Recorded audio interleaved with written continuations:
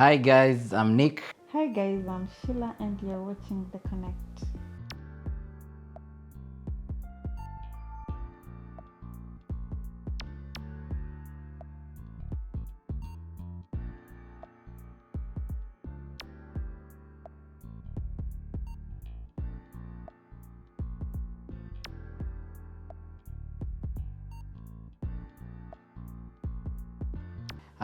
Actually, I would say it's God because I can remember after graduating from uni, I managed to get first class honors, and I was expecting to get a scholarship in that university to do my masters. And I can remember I met with a guy who was a principal of a high school, and he talked to me with a friend. He was looking forward to coming to Australia. So he really went, he took us to a nyama choma place, he bought for us some stuff, and he made a discussion with us about coming to Australia. And I remember that afternoon, I went to an agency in Eldoret town. It's called Options Education, and I was going there to inquire about scholarship to come to Australia. So I went there, and agents, the agency would be like, scholarship, so they were talking of millions and stuff. So I didn't even made a think of it, and I went back home, and I remember 6 months down the line, my cousin wanted to come over to Australia because my cousin's wife had her cousin over here. It's a long relationship chain. And I remember they were doing I don't know if it's IELTS or PTE, and I shared that vision with my wife. And I remember at that same time there was a cousin of my wife who was here already. So because of that, it made us to progress so quick. Remember doing my IELTS, PTE quickly, and then yeah, this is where we are now.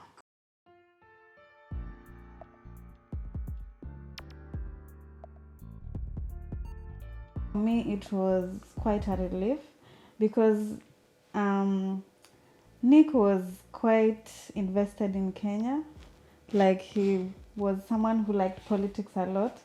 And by the time he decided that he's coming, it was quite a relief because I had tried a while, but he was like, no, I am. Yeah, like he was hoping to get a job and maybe just get employed and maybe go into politics in the near future. That was his future. But yeah, it was quite a relief for me when he said like he's decided. Yeah, he was happy, very happy.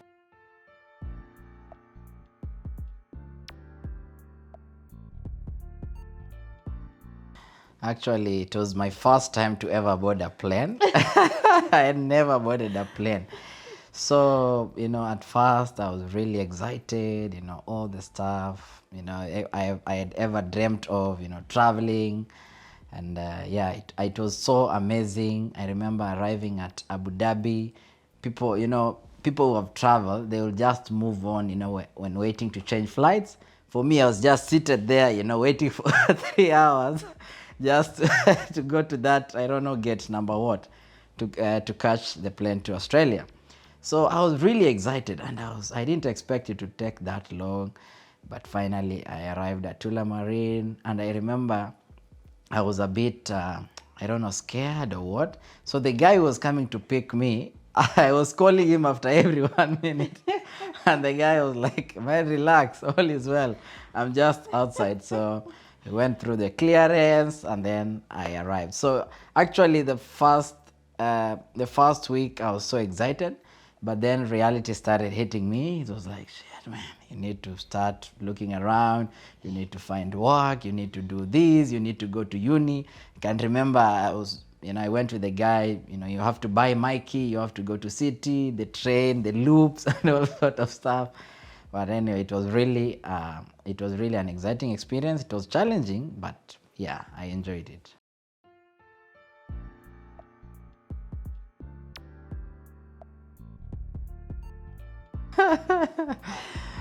So it was really challenging to her, I can remember. And we used to video call throughout the day, night. I would go to uni. And It the was so time hard. difference and stuff, but it was really exciting because I was really interested in her coming. I didn't take a chance. I didn't waste time.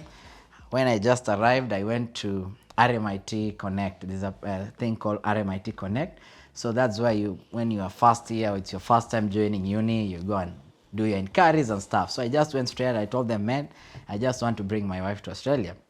So they gave me a form to fill. So I did send to the agent. And actually, your visa took 10 days only. Yeah. And it came was out. the So within 3 shortest months, time. she was here. Yeah. So how was the reunion? Actually, I remember it was just It was just magical. it was just magical because I remember I went to the airport with a friend called Gertrude. I just requested her to come over. We were together in uni, but we had never interacted. But when she came over here, we had that opportunity to start knowing each other because we went to the same uni. So that moment when my wife was coming, I requested her to accompany me to the airport. Luckily, I had bought a car. So yeah, at least I had something of mine, which was which was good. And yeah, at least I was taking her just to take a photo of us, me hugging her and kissing her. It was a while. And I was so excited seeing my wife. 3 months or so I had not seen her. That excitement. And I remember it was really a good time for us because we got married, and then 2 months down the line I came over. Yeah, and tears of joy and all sort of stuff.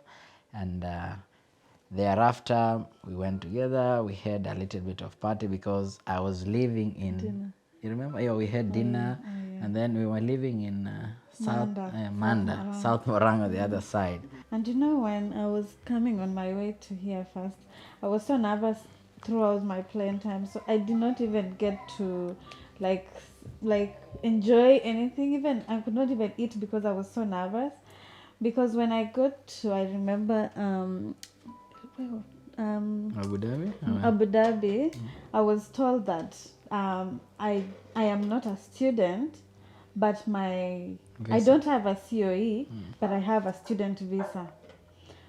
Was it Abu Dhabi? No, it was No, Kenya. JKIA. JKIA. They told me, you can't be going with someone else COE because COE read his name and visa read my name, and it's student visa. So they were like, this one you got it wrong. You're not supposed to be going with this. They will return you there.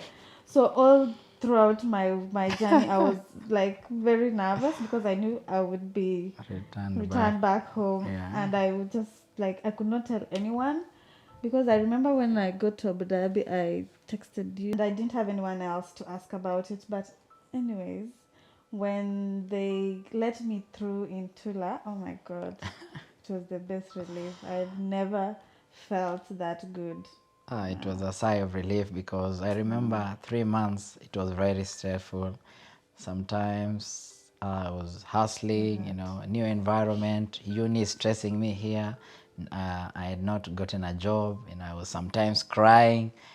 But finally, when I saw my wife, I just knew that all my problems are solved. And going ahead, there's hope.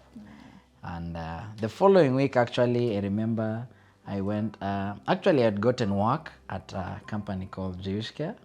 And I remember most of the time she would accompany me to work, and then she would stay in the car with me and wait for me to finish my shift, and then we would go back, head home together.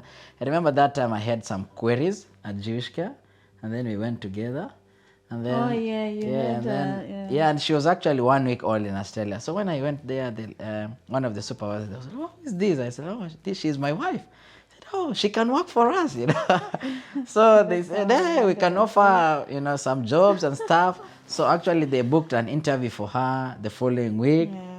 She had not even gotten all the documentation, TFN, and all the police check, working with children check, and all sort of stuff. And she had an interview. She got the job.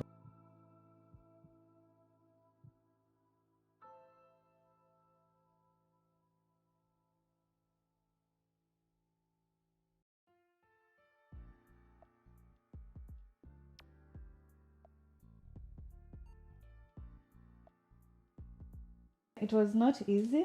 It was hard because also Nick was doing a lot of sleep shifts. I was doing a lot So of I sleep would hour. stay home alone, and I'm new, and I would hear because we used to live upstairs, and you know how these houses are. Footsteps. So I would hear footsteps in the neighbor's house, and I would think, oh my god, there's someone coming.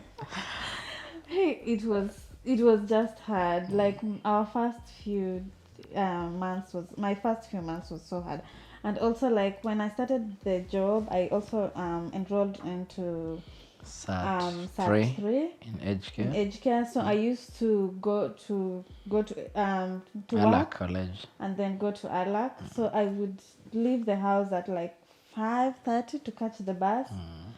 It was winter. I used to cry. I used to run, like I would run to catch the bus, and then the bus just leaves me like that.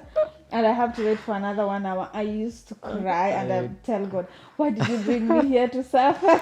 Or you would catch a tram. She And would then- call me and you would be catching a tram and she will be looking at the Google map and the tram is going the opposite direction. I catch Because the wrong tram. when you're on the tram stop, there's usually the stop on the other side of the road and the tram on this side of the road. So because she was new, she didn't know that this tram is going this other side, this is going the other side. So she would just jump in and then she started, I'm going to where I was coming from.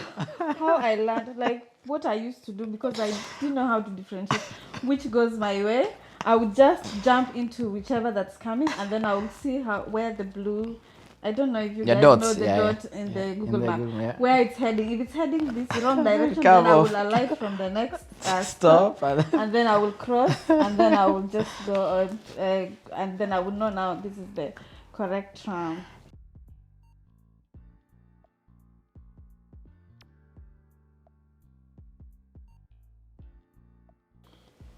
I would say for me was getting pregnant, because it was boom a month, like a month since I arrived in Australia.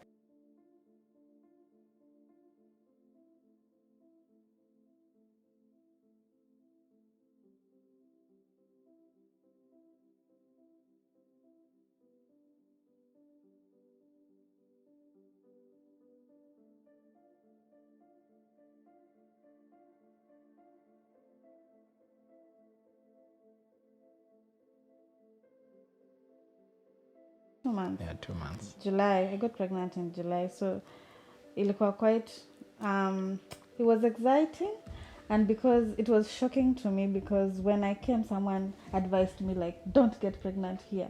Be very careful, because that is if you get pregnant, you will go back home.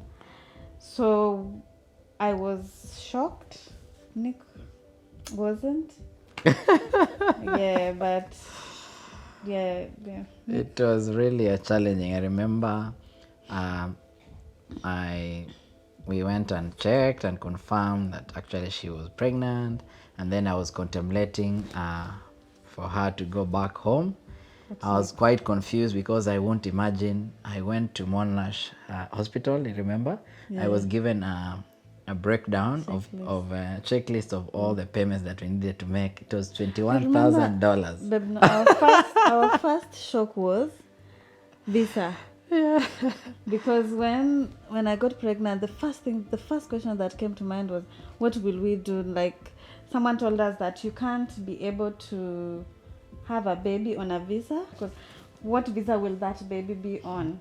So it was like you will raise someone who is visaless. Who is visaless? So they will tell you when you give birth and you have someone who doesn't have a visa, because she's a minor, you'll have to go home with them.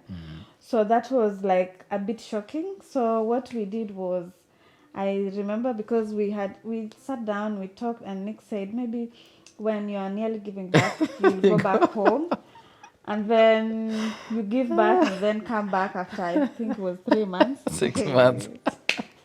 It was like a year, you go back home for a year. And yes, I was convinced, by the way. I had decided like I would go back home, give birth, and then I will come. And then I decided You met to... with Karen, I think, or Vicky. I called my friend called Karen. The first time I called an agent, I Yeah, looked yeah, at call an agent agent. Yeah, online yeah, and yeah. I asked about the visa Yeah, yeah. process. And the agent told me that no, you don't have to go home.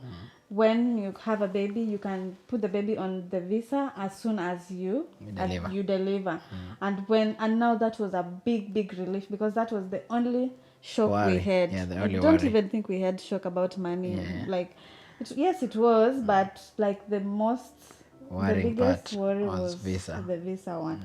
So when they told us there's no problem with that, I went ahead and I looked for someone who had a baby. I remember I called Becky first, and Becky told me she had to go back home because of 1 to 3 reasons, personal reasons. So I thought, yes, this would be my way forward. And then I met you. You told me about Vicky, I think. Yeah, I think Yeah. I talked about Vicky, and then she guided us to the GP, and then Yes, the give GP, us the GP. Vicky also guided us to the gyna. So we went to the Yeah. gyna, and then the journey has started becoming a bit smooth. At first, it was a When bit we met rough. Vicky, you are a savior. Thank you very much, because you saved us a lot. Yeah. She made it easier, because we were always running out of answers. Like, we were just so stressed.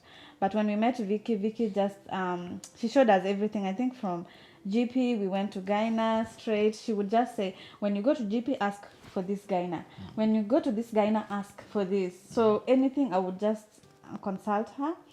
Yeah, and that is how we solved everything. So by the time we went, so anytime I would do anything, I would consult her and she would tell me, do this and this. Sometimes when someone was I remember when the first day they gave us the bill, and the bill was, if you give birth normal, you are supposed to pay 21,000. Yeah, 21,000. That is normal. So I was thinking, no, Not what if we C-section. go C-section? So I called, and that is just giving birth. There was also the money you have to pay gyna up there for the process. Visits, for the visits. And then the gyna visit, and then there was also daily visits, like you have to pay something daily. So I was so shocked, and I remember I called Vicky. Told Vicky, oh my god, how am I going to pay all this money? And Vicky said, no, don't stress, it is the insurance that's going to cover. Go and ask them. And then we went to the reception, and they told us they will communicate with our insurance, and they will see what insurance will cover, and then we have to pay certain amount of money. So Vicky told me, go and bargain, tell them that you can, they at least chop something off from that money. And yes, they were very good, they were very flexible. They chopped something, I remember, and they gave us to pay with plan. Yeah, with plan. And we could just pay the daily visits, but everything else we paid with plan. And like the money, the giving birth money, was all covered by our insurance. Yeah, that was so easy than we thought. Hey guys, welcome to Wise Up. Today we're going to talk about the pregnancy and birth journey. Blessing of a child can be both a daunting and exciting journey. It can be especially hard when they come without plan or prior expectation. Students and other migrants on a temporary visa are often afraid to start a family because they feel it's financially impossible to succeed. As we shall see in today's episode, adequate preparation goes a long way in ensuring that your journey is a fulfilling one. There are a number of key things that you need to take care to ensure your success. First, at the initial stage, whether when trying or just realized you're expecting, you need to find out what your insurance covers.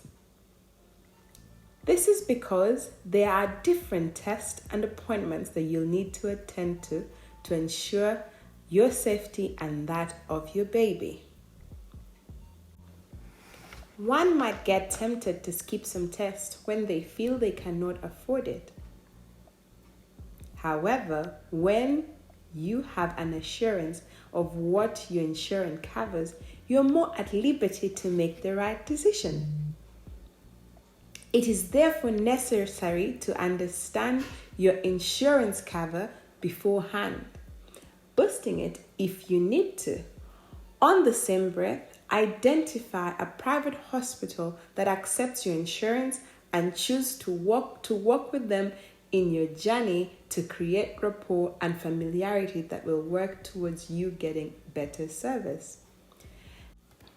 The second thing to consider concerning your health and birth is working together with a gynae and an obstetrician. Now, this you can find through referral from your GP, hospital, and where possible, word of mouth from a mother who has been under the gynae's care. On average, they may cost you $3,000 to $4,000. Again, understand how much your insurance covers with regards to cost for a gynae and an obstetrician. Although insurance covers may seem expensive, a reliable and extensive insurance cover is beneficial for the mother and the baby through the pregnancy, delivery, and post-delivery journey.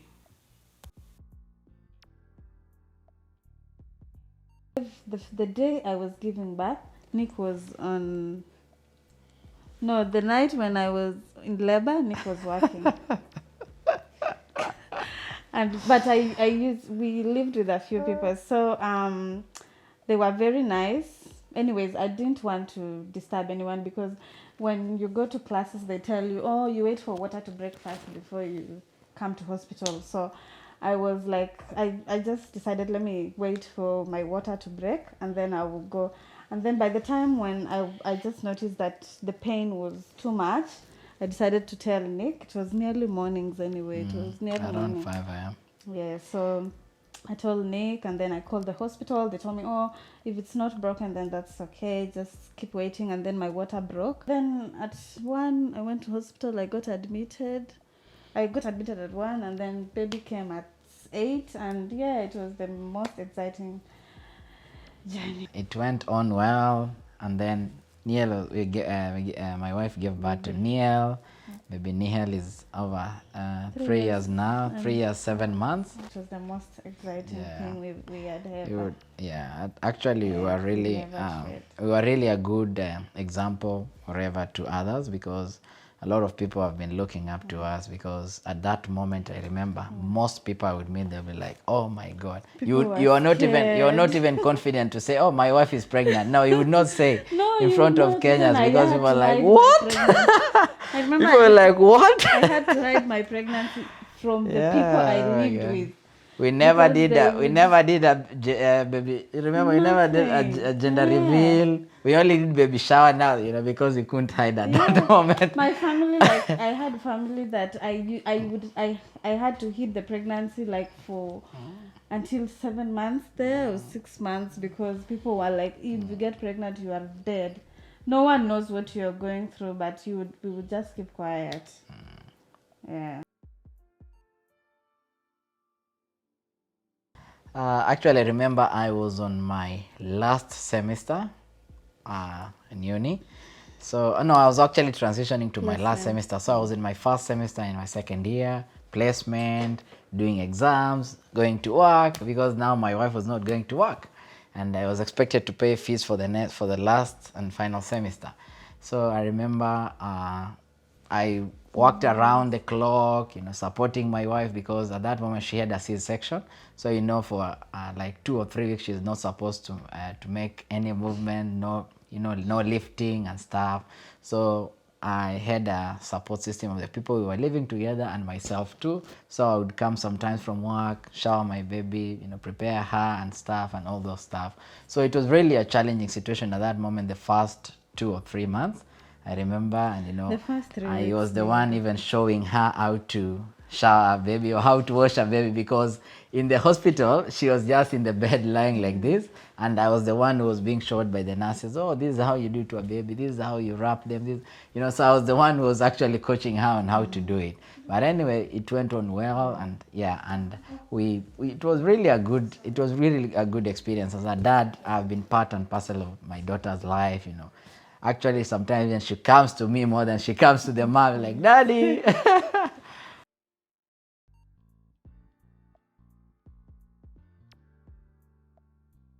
Yeah, I completed my studies well. Actually, that semester that my wife was pregnant and she delivered the baby, I really passed well that semester. I remember I got a lot of distinction.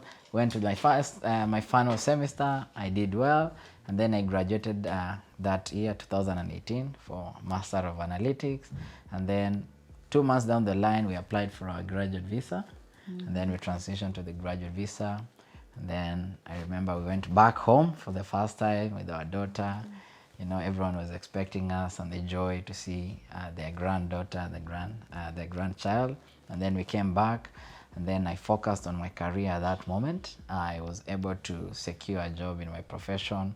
I worked there for a year or so, and then during the COVID times, I was made redundant because companies were really struggling to do with finances. But I'm happy because she was a support system. At least we had that, the full working rights, and we were able to work around the clock. And we had each other. Yeah, of course, and we had each other, and we have our daughter Neil, who makes us, happy and stuff. Yeah. So actually, our transitioning of visa has not been that stressful, because what we always do as a family is to sit and plan, and actually that is what has made us. And also God, God is the one who has been very, very faithful. Yeah, God has really blessed our journey. Yeah, and here we and are. Our parents praying for us at home all the time, and yeah.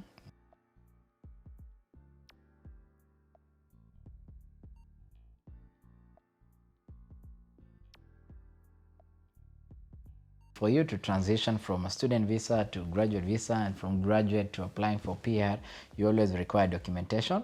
The most important thing is you ensure you finish uni at the right time. Ensure you have all the proper documentation, your transcript certified, and ensuring that at least you meet all the requirements, because there are some conditions that you have to meet to be able to lodge that visa. But actually, it's not a very stressful. You have to do English, either PTE or TOEFL or IELTS. So those are some of the important things that you have to have handy, so that you're able to apply for your visa and to be able to transition. And then the most important thing is to focus on your career. At the end of it all, we all have missions and visions when it comes over here. It is to be able to achieve whatever you had planned over whilst in Kenya. So when you are on graduate visa, that is a visa that you really need to use to gain experience, to be able to to build your skills, and to expand your knowledge and your expertise. So that is my pointer on the transitioning process. Whoever has lost hope out there, I want to encourage you that anything is possible. Don't be scared to start, especially like having a baby here. It's not hard.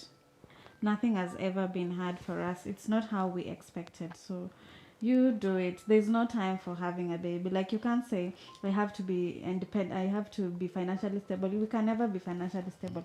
We are always thinking of going higher and higher. So the best time is now, when you still have the energy to do it. So yeah, it's easy. We made it, and we've not like completely figured it out, but we are getting there, and we thank God. It's not been easy, but yeah, we are breathing. So do it.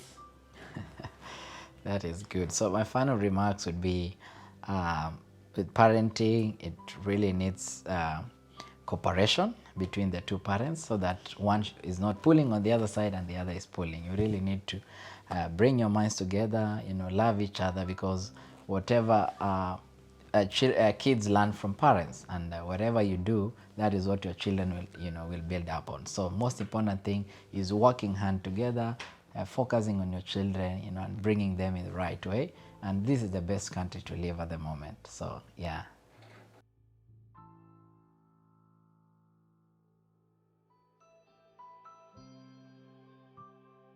Actually, I would advise somebody is that you should check with your insurance, because insurances sometimes if you don't press them, they might take advantage of you. The other medical conditions has to be 1 year, but childbirth is catered for.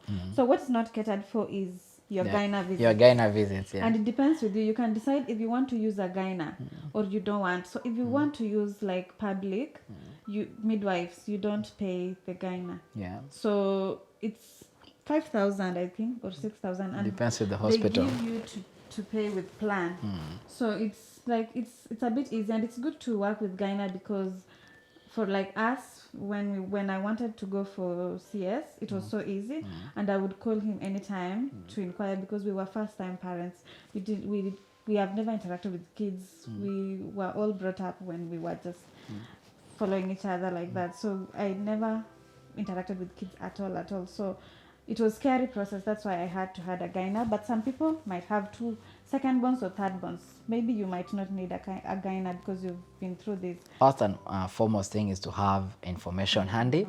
Just inquire. It doesn't cost to inquire from people who have experience, from people who have gone through that process. Go to them, talk to them, ask them, okay, can you refer me to a gyna? Can you refer me to a GP? What's the process? Because you have to start with the GP, then you transition to the gyna, and then the gyna will be able to lead you through all the journey until you deliver. And talk to your insurance, communicate with them, and ensure that at least for every visit, some insurances they cover for some visits. Some you have to pay first and then you claim. So actually, as long as you get the right information, ensure that you have the GP, you have the gyna, you have your insurance with you. Your journey will not be stressful, and unless you if you have also your support system, that is your spouse, or you're by yourself, you should not lose hope. Information is power. If we had the information, it wouldn't be in our list of challenges. Yeah. So I wish we had that info. Yeah. Yeah. And don't forget to follow us on our YouTube channel. We've been having such questions and queries, and actually that's what made my wife and I to come up with a YouTube channel. And you can get a lot of inspiring stories over there. Our journey, coming over to Australia. You can follow us on Shilla Boit in YouTube, and our Instagram pages will be there.